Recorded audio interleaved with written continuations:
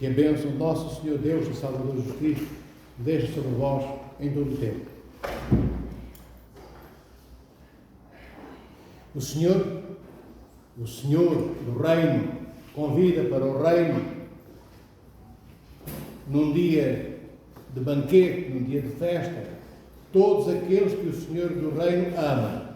E o Senhor desse reino, que é o nosso Deus triúnico, ama de facto a todos, independente da sua condição, da sua cor, das suas convicções, sejam elas quais forem, pretos ou brancos, azuis ou vermelhos. O Senhor quer todos sentados à sua mesa. Bem me parece para esse banquete, o Senhor chama, através de servos que ele envia, aqueles que ele amava, aqueles que ele queria, aqueles que era suposto estarem disponíveis em primeiro lugar, um pouco como nós, ortodoxos, queridos irmãos e irmãs, entre tantos outros, mesmo que todos tenham o dever de estarem disponíveis, nós devemos ser os primeiros, nós, ortodoxos. E porquê? Porque temos a certeza que estamos na Igreja Santa de Nosso Senhor Jesus Cristo. Não devemos dizer, e repito-me afirmando que vou afirmar, de dizer onde não está a Igreja, mas reafirmamos o que somos, aquilo que herdamos, a Igreja Santa de Nosso Senhor Jesus Cristo. E como eu dizia, se todos têm o dever de estarem disponíveis, nós os primeiros, por estarmos onde estamos, com Deus, o Criador nosso, com o seu Filho, nosso Salvador, com aquele Espírito Santo que santifica tudo, todas as coisas, então devemos ser os primeiros a levantar mais cedo em todas as madrugadas da nossa vida de amor feitas. Os outros irão quando entenderem. Nós deveremos ir sempre.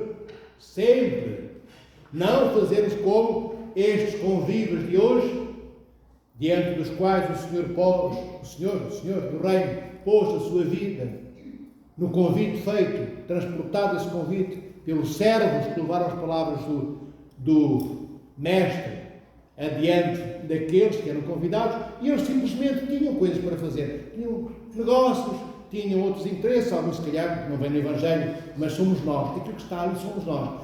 Queremos ficar na cama até mais tarde, outros é verão queremos ir para a praia, outros é inverno queremos ficar a roncar, a dormir até mais tarde, porque é importante, não é? Esquecemos que se calhar amanhã já estamos a dormir no caixão, já não temos tempo mais para ressonar, como diz o povo, no seu lajeado adágio, roncaram em casa. Roncar é um termo bonito. Roncar significa sonoridade que vai ensurdecer aquele que está à nossa volta.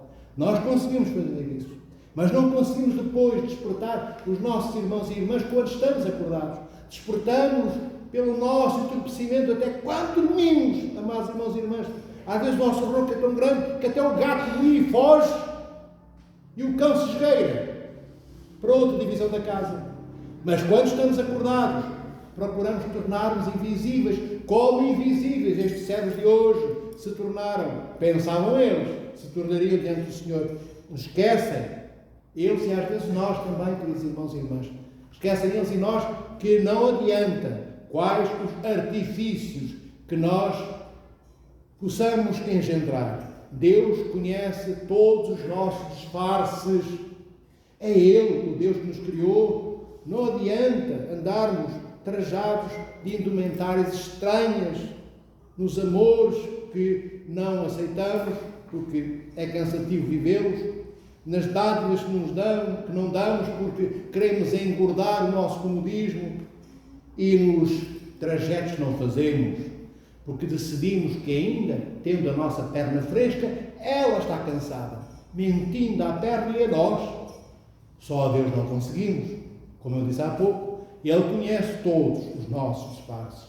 E também conhecia os do Evangelho de hoje, os disfarces destas gentes. Bem, o Senhor, na rejeição ouvida no retorno dos servos que enviou, envia novamente. E desta vez, no novamente, é mesmo um novamente com novidade. Aqueles que são convidados já não se limitam a recusar o convite, maltratam, ultrajam e matam os servos de Deus, como fizeram ao nosso Senhor Jesus Cristo. Bem, e o Senhor do banquete, ouvimos como é que ele reagiu, não é? Reage daquela forma, em perfeita consonância com os atos que nós cometemos. Não queremos estar com o Senhor e Ele aceita o repto e não fica connosco. Não por raiva, porque Deus não tem raivas, não como medida de represália, porque Deus, já que não queremos estar contigo, também não queres estar comigo, também não vou estar contigo. Não, convosco. Deus não exerce represália sobre nada. Ele é o todo amor. Em nós, amor é o sentimento, em Deus, amor é a sua natureza, é outra coisa. É imutável no seu amor e em tudo que decorre do seu amor, que é a sua própria vida, transportada nesse próprio amor, e ela própria, que é transportada nesse próprio amor de Deus, é anunciadora e transportadora do amor que está subjacente, intrinsecamente presente, por dentro e por fora, se houvessem por dentro e por fora na essência divina.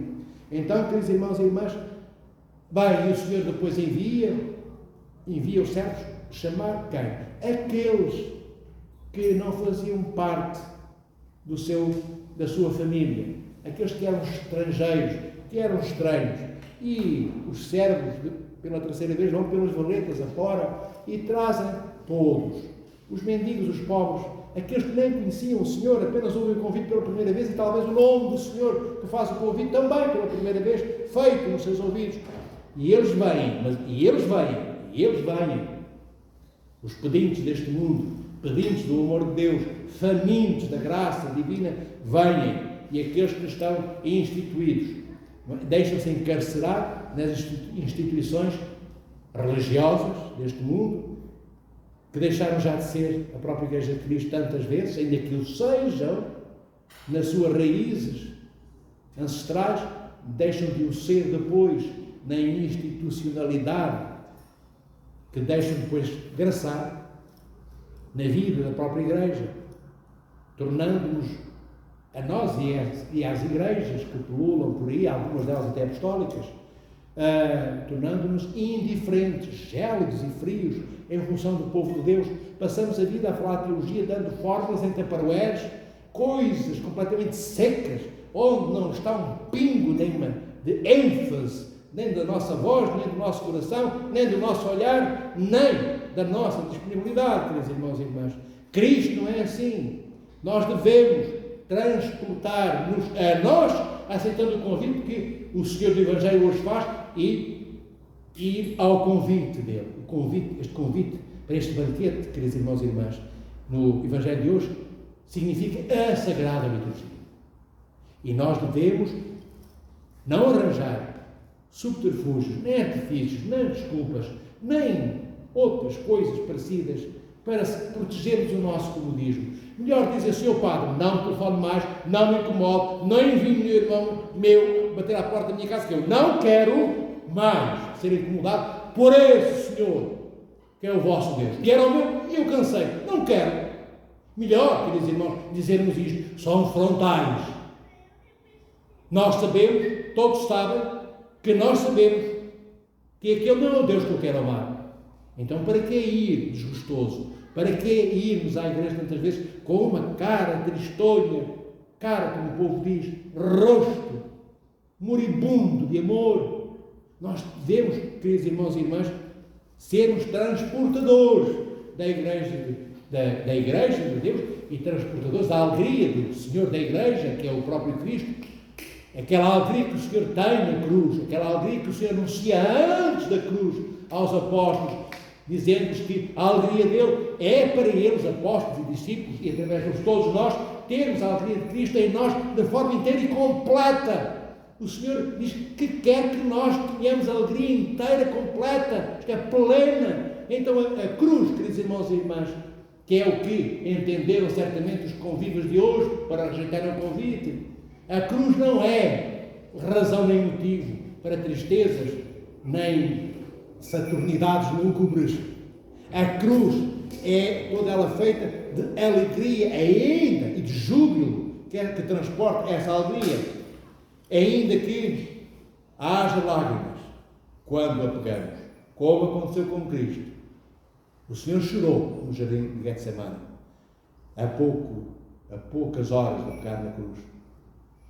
E o Senhor, certamente, quando sobe com a cruz às costas, do sopé cá debaixo do Gólgota até lá acima, os seus olhos estariam com lágrimas ou umedecidos pela chegada das mesmas. Mas quando o Senhor esventa a morte dentro do túmulo no qual é colocado e a ressuscita, toda aquela alegria que Cristo havia anunciado tempos antes, durante a sua pregação pública aos apóstolos, que Ele, Cristo, tinha e tem essa alegria e que lhes daria essa alegria a eles para terem a alegria dele, Cristo, completa e perfeitamente plena, neles, apóstolos e discípulos, em nós, 2000 anos depois.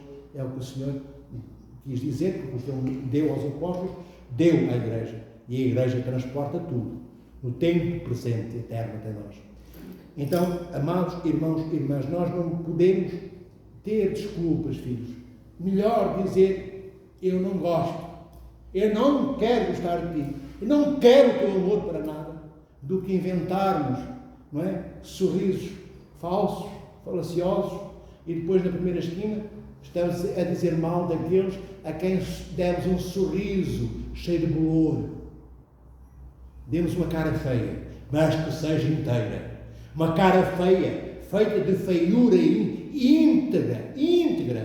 Nós temos que ser íntegros. Íntegros quer dizer o quê? Temos caráter, palavra e honra. Estes vilipendiados convidados não foram inteiros, não foram sinceros com os servos. Inventaram histórias, inventaram mentiras. Acabaram no limbo. Bem, voltando para o fim da história, a certa altura todos aqueles pobres dos quais estamos a falar há pouco, o Senhor convidou, vão, bem, e há um que não tem a veste nupcial. Isto é, que não está preparado, não está vestido de acordo com a solenidade do momento. E a solenidade do momento tem a ver com o corpo e com o sangue do nosso Senhor Jesus Cristo. Nesta história do Evangelho de hoje, não é o rei que simboliza Deus, que significa Deus. Quem significa Deus aqui é o banquete. O banquete é a própria Eucaristia no Evangelho de hoje. E aquele que é expulso e julgado, lançado nas trevas exteriores, é aquele ou aqueles dentro de nós que nos aproximamos do corpo e do sangue do nosso Senhor Jesus Cristo, sem termos a túnica nupcial, isto é, sem termos o batismo, ou tendo o batismo, não tendo, não é, a nossa alma em dia pelos pecados não assumidamente arrependidos e não confessados e não absolvidos. Então, não estamos em condições de nos podermos aproximar do corpo e do sangue do nosso Senhor Jesus Cristo, ou seja, da comunhão e da deificação, que é a Sagrada Eucaristia, nela própria transporta para nós, transfigurando-nos e transformando-nos à imagem daquele que é a cabeça deste corpo, do qual nós fazemos integralmente parte, que é a Igreja. Não podemos, queridos irmãos e irmãs, como o mundo faz. Faz quando pode, porque há momentos em que não é possível fazê-lo, e se veste e traja de qualquer forma. Hoje nós chegamos de calções, no verão, e de ténis à igreja. Vê como perdemos a educação toda, já não temos pais nem avós que nos eduquem. Como é que é possível chegar de ténis e de calção à igreja? Aos nossos santos mosteiros? Naquele momento eu não posso ser duro com as pessoas como o Senhor seria, então eu procuro ser doce, mas alertando. As pessoas têm que aprender que há formas de estarmos diante de Deus. Vejam, ninguém pode ser recebido no Palácio de Belém, numa audiência concedida pelo Senhor Presidente da República, o Senhor não pode sequer ir de calças. O protocolo não permite. É barrada pelo guarda que está à porta do Palácio. Não se entra de calções denteiras no Palácio da República. É só apenas o Senhor Presidente da República de Portugal. É importante, sim, mas não é nosso Senhor Jesus Cristo. Comungamos com o Senhor Presidente da República, se Ele nos receber, no abraço trocado por Ele dado e por nós recebido. Mas não é um abraço de Cristo. No entanto, ali nós cumprimos a lei, porque sabemos que se não cumprimos o protocolo, não damos um abraço ao Presidente, não podemos tirar uma fotografia com ele, não podemos aparecer nas vitrines mundanas das redes sociais deste mundo para dizermos durante os 40 ou 50 anos que nos restarem de vida, eu sou muito importante. Porquê? Fiz alguma coisa? Não fiz nada. Fui arrastado por um abraço do Presidente do Palácio de Belém. A única coisa que eu fiz foi dar o meu esqueleto para em cima dele, o Presidente pôr o abraço dele. Foi isto tudo que eu fiz na vida. E tantas vezes fazemos só isto na vida. Só queremos uma fotografia. E a fotografia é a revelação daquilo que nós somos. É a revelação da nossa ausência de tudo o que Deus é. E que nós rejeitamos, no que rejeitaram os servos de hoje, diante do Senhor do banquete, que é o Senhor nosso Deus. Então, amados e amadas, amigas de Deus, nós não somos servos de Deus. Leia a Sagrada Escritura. O Senhor diz, Cristo, nosso Deus, aos apóstolos e discípulos, já não vos trato por servos, um outro perícope do Evangelho inteiro de Cristo. Porque o servo não conhece o que o seu Senhor faz. O servo não tem acesso à casa do seu Senhor.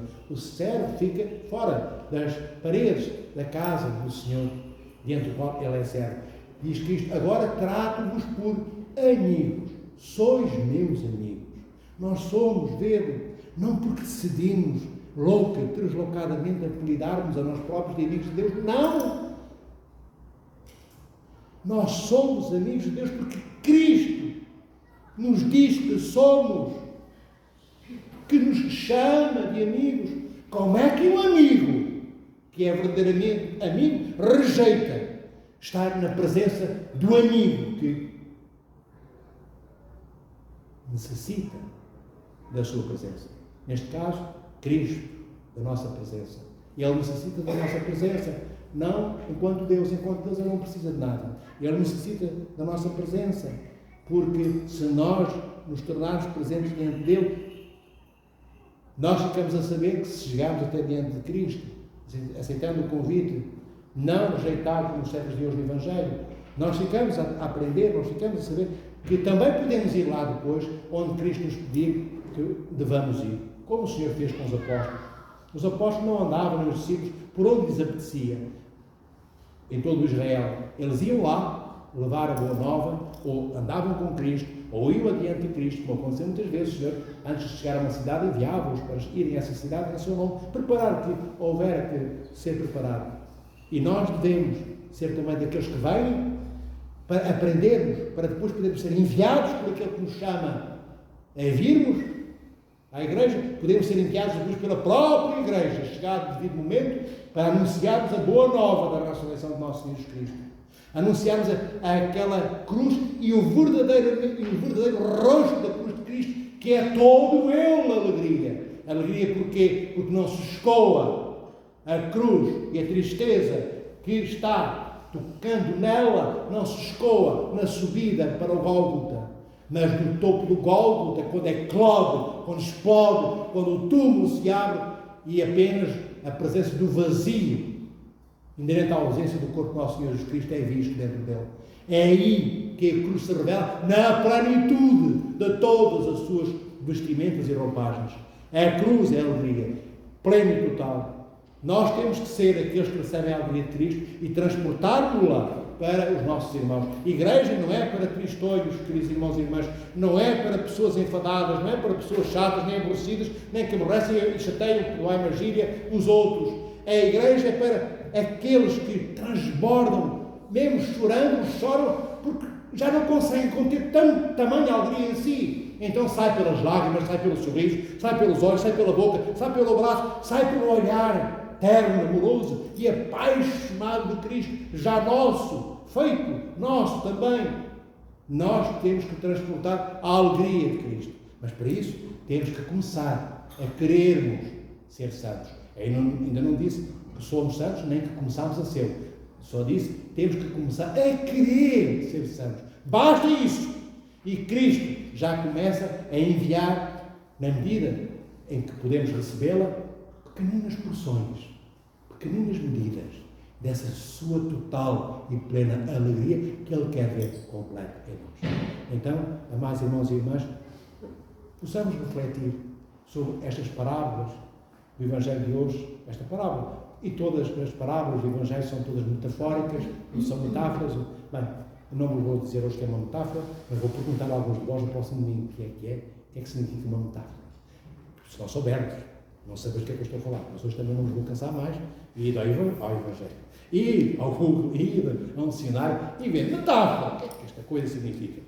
Para percebermos, nós dizemos que Cristo falou em parábolas. E eu digo-vos que além de parábolas, nas quais Cristo falou e as quais usou, que as parábolas são metaforicamente metáforas.